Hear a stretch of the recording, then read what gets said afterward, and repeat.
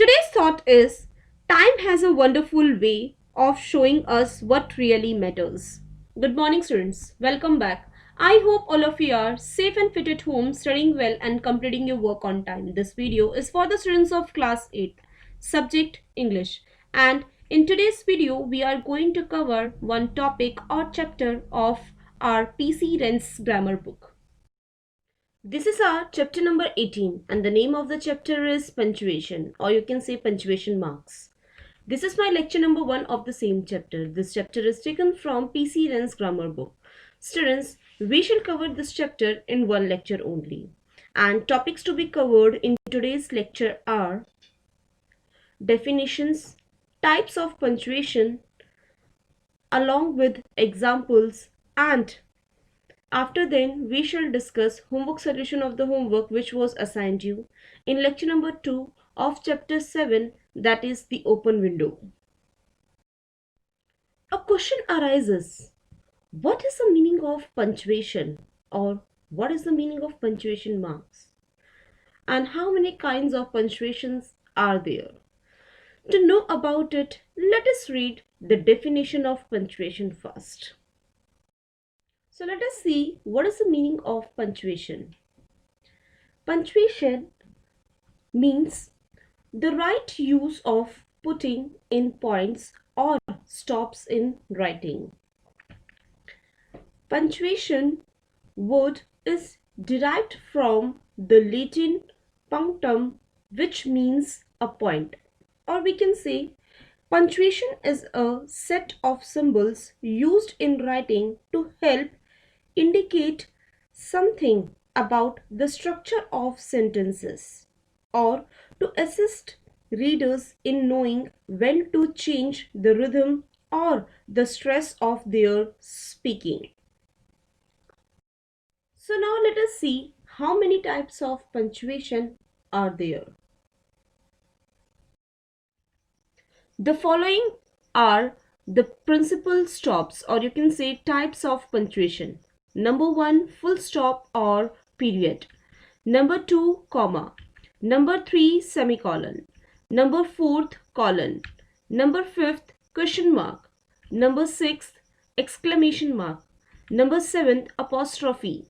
As you can see, the sign of all these types also. But there are some other punctuation marks which are used commonly. These are number 1, dash. Number 2, hyphen, which is smaller than dash. Number 3, parentheses, that is called brackets. Number 4, inverted commas or quotation marks. Number 5, capital letter.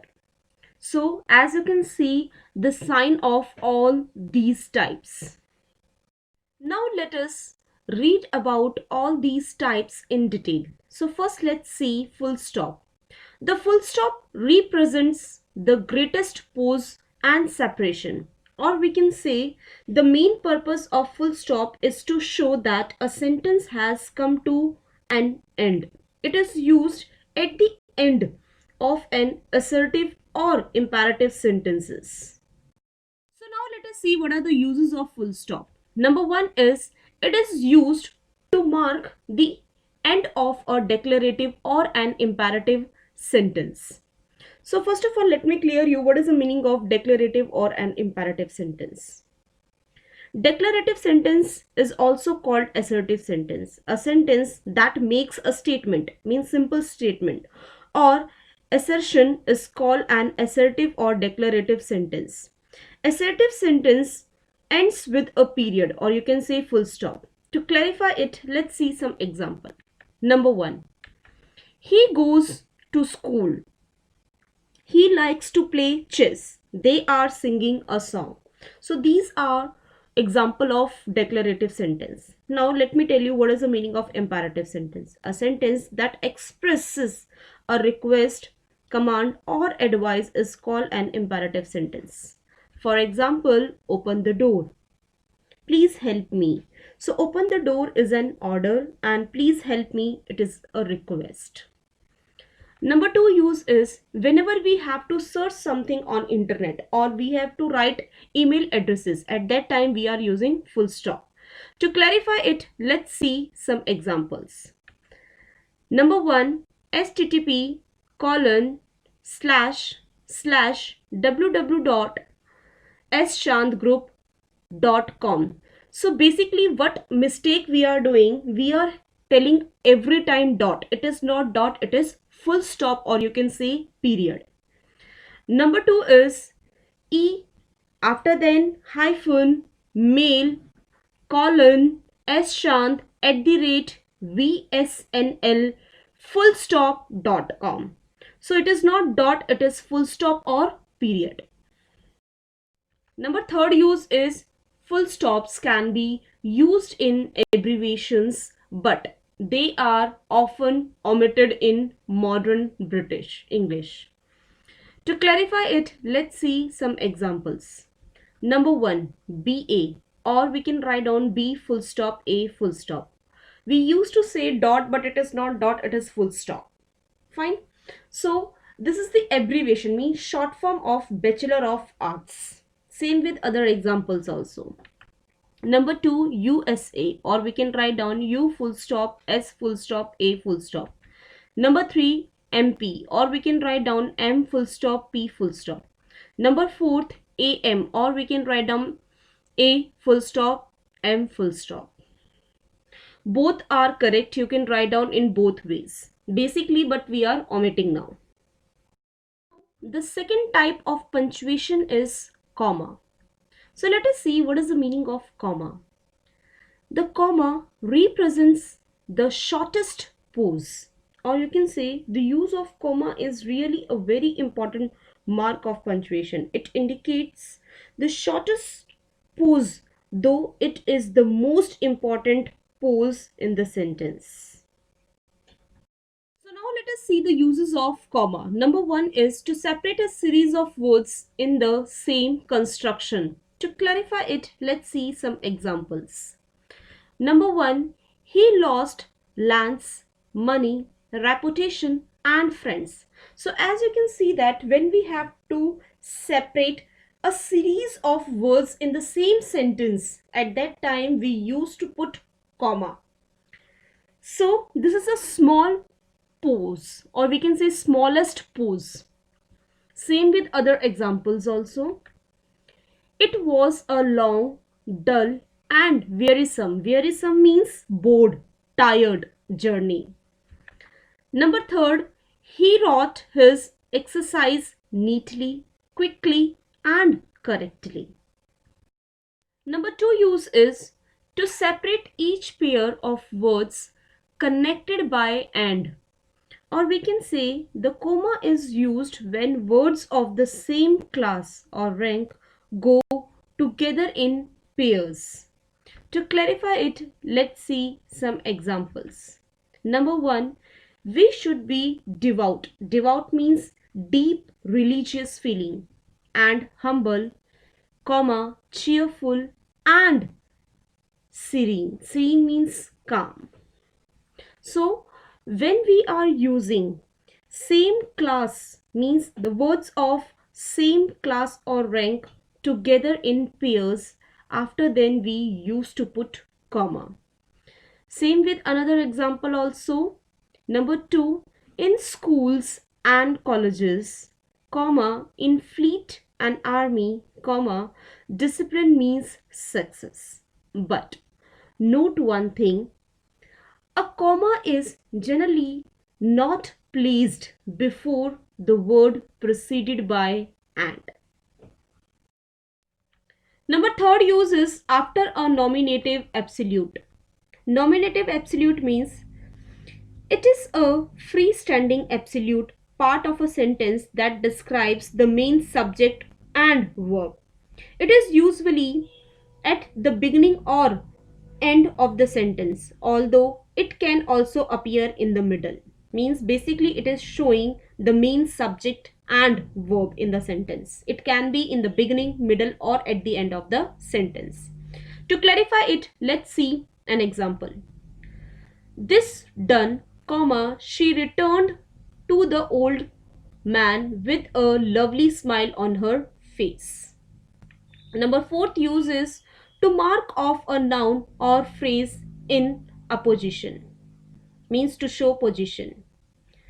For example, Milton, the great English poet, was blind. Number fifth use is to mark off words used in addressing people. Means whenever we have to address someone, means people, at that time we are using comma. To clarify it, let's see some examples. Number one, Gopal, come in, full stop. Number two, come in, Gopal, full stop. Number three, come in, Gopal, and sit here, full stop. So as you can see that whenever we have to address someone at that time, to take a small pause, we use to put comma. Number six use is to mark off two or more adverbs and adverbial phrases coming together in a sentence. At that time we are putting comma. Means whenever we have to separate adverbs or adverbial phrases in a sentence, at that time we used to put comma. To clarify it, let's see an example. Then, at length, tarde means delay, justice was done to the memory of Oliver.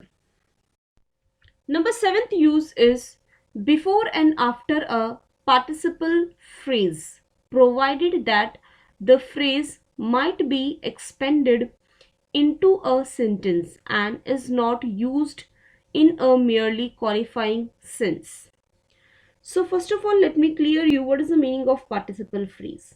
A participial phrase is a group of words consisting of a participle and the modifiers and or pronoun, noun or noun phrases that function as the direct object or indirect object complements of the action or state expressed in the participle is called participial phrase.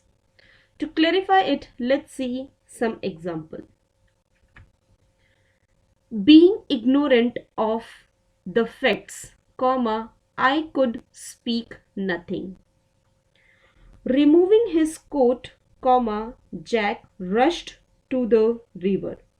So, means the participle phrase functions as an adjective modifying Jack. So, here removing participle and his coat is direct object of the action expressed in participle. Number 8 use is before and after words, phrases or clauses let into the body of a sentence. Means just before or after words, phrases and clauses we used to put comma to separate them or to take a small pause. To clarify it, let's see some examples. Number 1, he did not, however, gain his object, full stop. Number 2, it is mind, after all, what does the work of the word, full stop. Number 3, his story was, in several ways, improbable. So as you can see that before and after words, phrases or clauses we have put comma to take a small pause. Number 9th use is to indicate the omission of a word, especially a verb. Means whenever we have to omit a verb, means when it is not necessary to write down, at that time instead of that verb we are putting comma. To clarify it, let's see some examples. Number 1, Rama received a pen, hurry, a watch. So here instead of comma, if we will write down received verb, then it will be not appropriate. Then instead of that verb we omitted the verb, instead of that we have written comma. Number 2, he was a Brahmin, she, a Christian. Same with another example also. To omit the same verb in the same sentence, we are omitting the verb and instead of that verb we are putting comma. Number 10th use is To separate short coordinate clauses of a compound sentence. At that time also we are putting comma.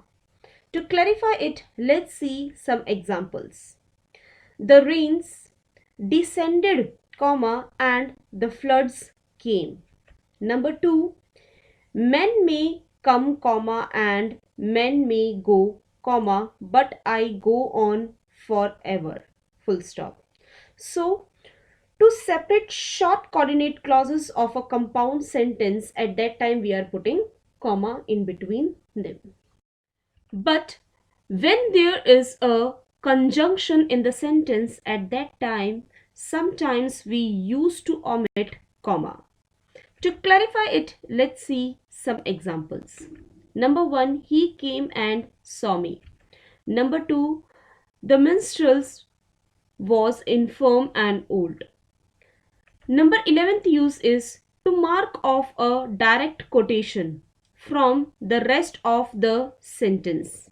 Or we can say a comma is used to separate the reported speech from the reporting speech in the direct form of the narration. At that time we used to use comma.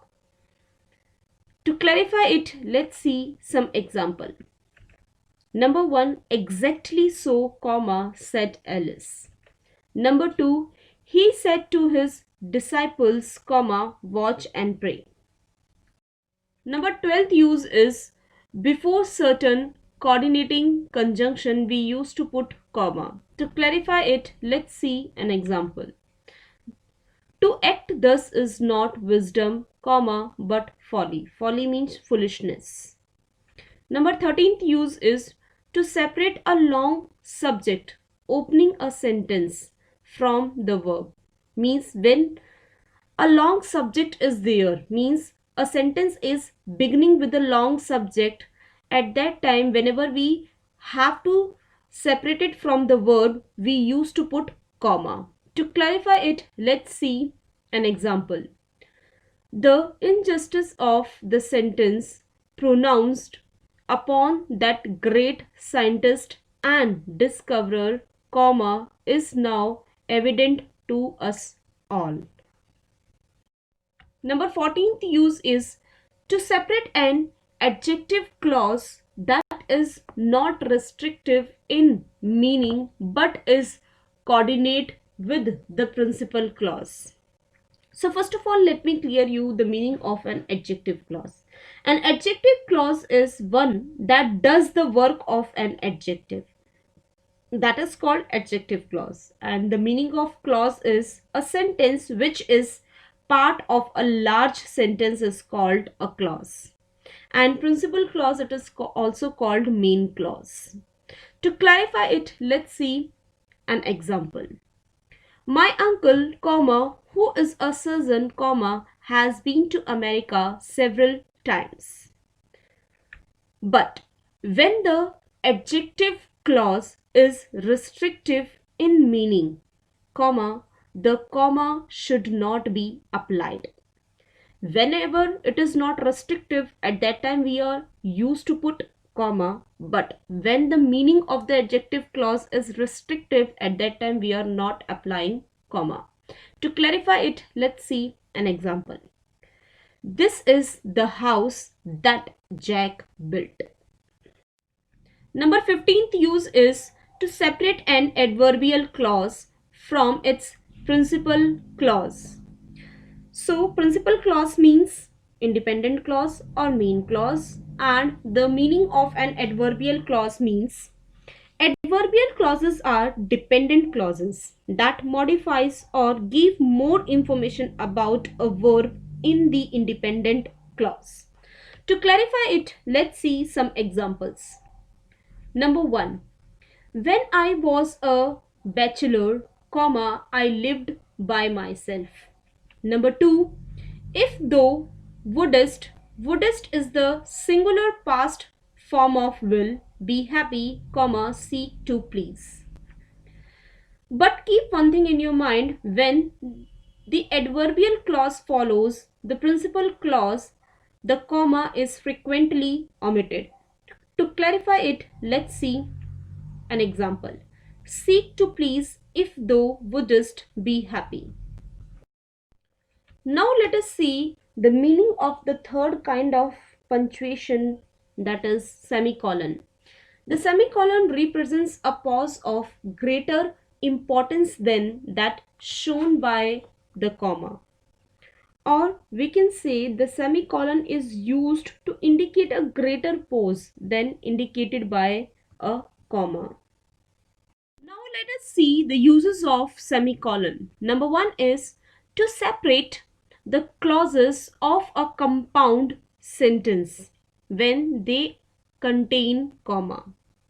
To clarify it, let's see some examples. He was a brave, comma, large-hearted man, semicolon, and we all honored him.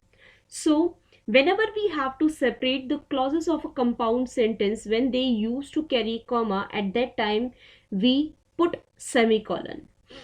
Number second use is to separate a series of loosely related clauses.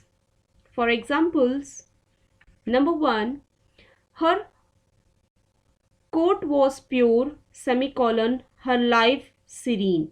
Serene means calm, peaceful. Number two, God gave her peace, semicolon, her land reposed. Now let us see the fourth type, that is colon. Let us see the meaning of it. Colon. The colon marks are still more complete pause than that expressed by the semicolon. Or we can say the colon is used when the pause intended is less than as indicated by the full stop but is greater than as indicated by the semicolon. Now let us see the uses of colon. Number one is to introduce a quotation said by someone. At that time we used to put colon. To clarify it, let's see an example. Bacon says, colon, reading makes a full man, comma, writing an exact man, comma, speaking a ready man. So here, these are the quotation said by or words said by Bacon. So just after Bacon says, we have put colon. After then, number two use is before enumeration. Enumeration means an enumeration is a complete, comma, ordered listing of all the items in a collection or examples, etc. To clarify it, let's see some examples. The principal parts of a verb in English are the present tense, comma, the past tense, comma, and the past participles. So whenever we have to show the examples, types of a particular subject or a particular topic, at that time we used to put colon. Means the following examples are, at that time at last we put colon. That it means that more examples are there related to that particular topic or particular chapter. Number third use is between sentences grammatically independent but closely connected in sense. At that time we used to put colon. To clarify it, let's see an example. Study to acquire is a habit of thinking, colon, no study is more important. Now let us see the fifth type of punctuation, that is question mark. The question mark is used instead of the full stop after a direct question, or we can say that the question mark or the mark of interrogation is used at the end of a direct question and not an indirect question. To clarify it, let's see some examples. Number one, have you written your exercise? Question mark. Number two, if you poison us, comma, do we not die? Number three, And if you wrong us, comma, shall we not have revenge? Question mark.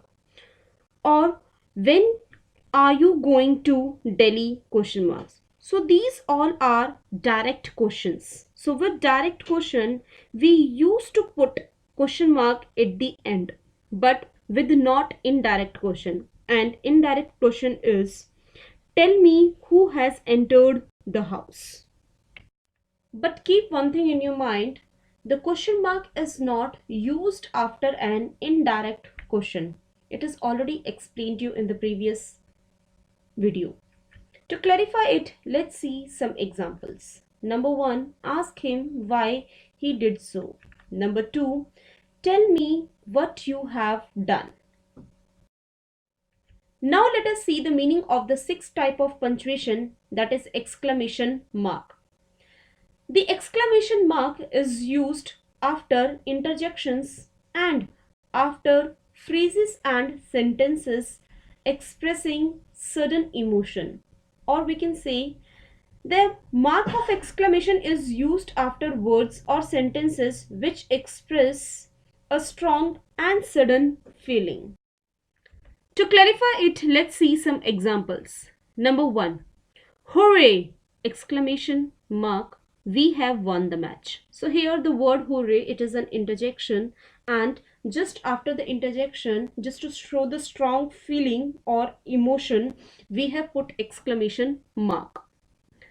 Number 2, what a piece of work is man. So whenever we have to show a strong feeling, what a beautiful garden is it. So at that time, at the end, we used to put exclamation mark. Now let us see the uses of eighth type of punctuation, that is apostrophe. Number 1, to show the omission of a letter or letters. To clarify it, let's see some examples. Don't, it is a short form of do not. I apostrophe ve, it is a short form of I have.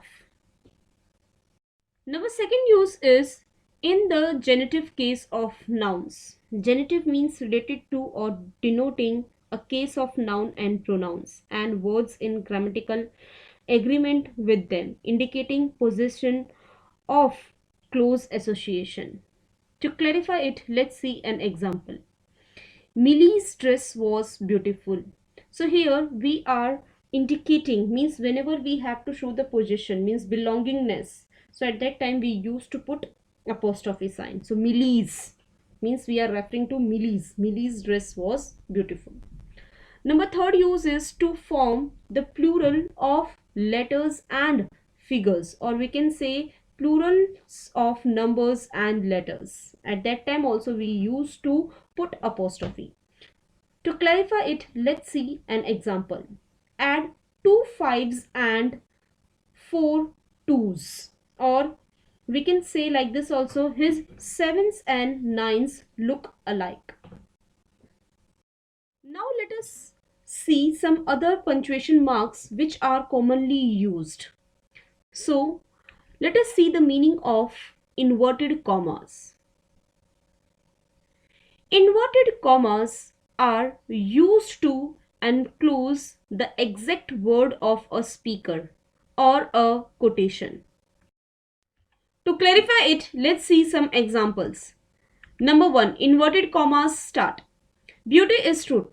Inverted commas close. Comma says kids. Number 2, the father asked his son, comma, inverted commas start, why are you so late? Question mark, inverted commas close. So, inverted commas are used to enclose a quotation or the words actually spoken by a person. So now let us see the uses of inverted commas. Number 1, if a quotation occurs within a quotation, it is marked by single inverted commas. To clarify it, let's see an example. The child said, comma, double inverted comma start. We often hear the teacher says, single inverted comma start, duty is worship, single inverted commas closed, and then full stop and double inverted commas close. But We can also use single inverted commas for the main quotation and double inverted commas for the quotation or the quotation within it. Now let us see what is the meaning of hyphen and uses of hyphen. The hyphen, a shorter line than the dash, is used to connect the parts of a compound word. To clarify it, let's see some examples. Sun hyphen in hyphen law, comma, tooth hyphen brush, comma, tug hyphen of hyphen war, etc. So we used to say son-in-law, toothbrush, tug of war. Remember one thing, the hyphen is also used to connect parts of a word divided at the end of a line. Now let us see what is the meaning of parentheses or brackets. Parentheses or double dashes are used to separate from the main part of the sentence a phrase or a clause which does not grammatically belong to it.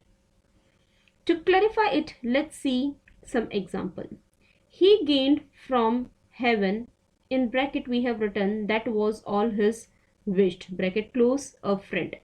So if we remove this part which is written in the brackets, then he gained from heaven a friend. So this is the assumption that all he wished. It is not grammatically belong to it, but he is assuming it. So whenever we have to separate it, we used to write it in the middle of the sentence in the brackets because it is not grammatically belong to the sentence. Same with another example also. Papu, in bracket, I don't know his real name, bracket close, is very social. So brackets or parentheses are used for inserting a parenthetical sentence in the middle of a main sentence. Now let us see what are the uses of dash. Number 1, dash is used to indicate an abrupt. Abrupt means sudden stop or change of thought. To clarify, let us see an example. If my husband were alive, dash, but why element the past? Question mark. Number 2 use is to resume a scattered subject. To clarify it, let's see an example. Friends, comma, companions, comma, relatives, dash, all visited him. Now let us see what are the uses of capital letters. Number 1, to begin a sentence, or we can say first word of a new sentence begins with a capital letter. To clarify it, let's see an example. He is my cousin. So here we have written H of he capital because this is the beginning word of the sentence. Number 2 use is to begin each fresh line of poetry, especially old poetry. Number 3rd use is to begin all proper nouns and adjectives derived from them. To clarify it, let's see some examples. Number 1, Delhi, Rama, Africa, African, Shakespeare, Shakespearean. So these all are proper nouns and adjectives which is derived from noun. Now, number 4th use is for all nouns and pronouns which indicate the deity. Deity means the god. To clarify it, let's see an example. The Lord, he is the God. Number 5th use is to write the pronoun I and the interjection O. We used to write them always in capital letter. So these all were punctuation marks. Students, you have to complete your homework on the basis of the chapter or topic explained by me, and your homework is revise chapter 18, that is punctuation, from the book or video, and based on the understanding of the topic do exercises mentioned in the book P.C. Wren's grammar as page number 111 and 112, exercise number 1, 2 and 3. Students, you have to do all these exercises in your book only. Now let us see exercise number 1 in detail. Insert commas where necessary in the following sentences. Number 1 is, even a fool when he holdeth his peace is counted wise. Number 2 is, I therefore walked back by the horseway which was 5 miles round. Number 3 is, read not to contradict nor to believe but to weigh and consider. Number 4 is, when we have dined, to prevent the ladies leaving us, I generally ordered the table to be removed. Number 5 is, Rabindranath Tagore, the author of Gitanjali, was the first Asian to win the Nobel Prize. Students, as exercise number 2 and 3 are too long, so narrating the exercises will make the video too long. Students, you can see these exercises from your book or which will be uploaded on EdQuark. It means you can see from the EdQuark as well as from your book also. We shall discuss homework solution of the homework which was assigned to you in lecture number 2 of chapter 7, that is the open window.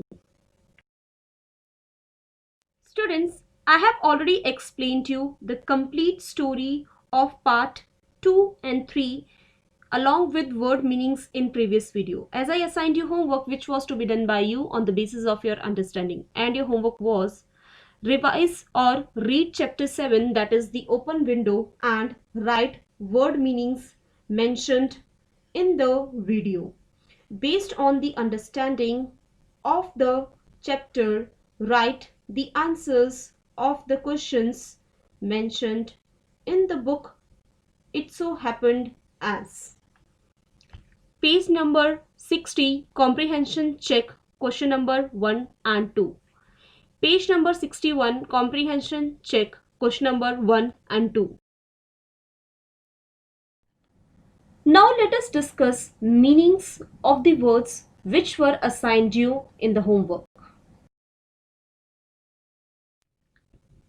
First is marshes, means bog. Number 2 is delusion, means false impression or belief. Number 3 is rattled on, means went on. Number 4 is bustled, means entered noisily, entered the room noisily. Number 5 is dazed, means unable to think or react properly. Now let us discuss the answers of the question of comprehension check which is on page number 60. Question number 1 is, what did Mrs. Sepleton say about the open window? The answer of the question is, Mrs. Sepleton said that her husband and brothers would be entering the house any time. The window was kept open till it was dark. They would enter through the open window. Question number 2 is, the horror on the girl's face made Frampton swing around in his seat. What did he see? The answer of the question is, Frampton swung around to know the reason for the girl's horror. Soon he saw 3 figures along with dog coming towards the window. Now let us discuss the answers of the questions of comprehension check which is on page number 61. Question number 1 is, why did Frampton rush out wildly? The answer of the question is, the niece had told Nuttall that Her aunt's husband, two brothers, and a dog had been missing for 3 years. When Frampton saw them coming, he thought they were ghosts. So he rushed out wildly in fear. Question number 2 is, what was the girl's explanation for his lightning exit? The answer of the question is, the girl explained that Frampton had a bitter experience of the dogs, so he made a sudden exit on seeing the dog. That's all for today. So this is the end of the lecture. I hope all of you have understood. Students, if you like our videos, please hit on the like button and don't forget to subscribe our channel. Thank you and have a nice day.